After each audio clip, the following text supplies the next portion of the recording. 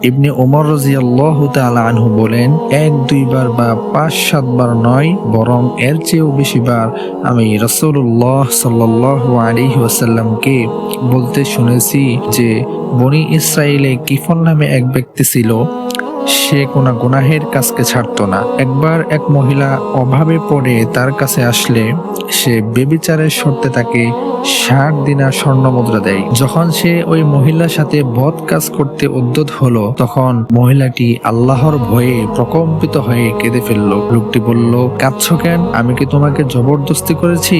মহিলাটি বলল, না, আমি এই গুনাহের কাজ কখনো করিনি, আজ কেবল অভাবের তাড়নায় পড়ে বাধ্য হচ্ছি। লোকটি বলল, অভাবের তাড়নায় পড়ে তুমি এসেছ, অথচ কখনো তা করনি?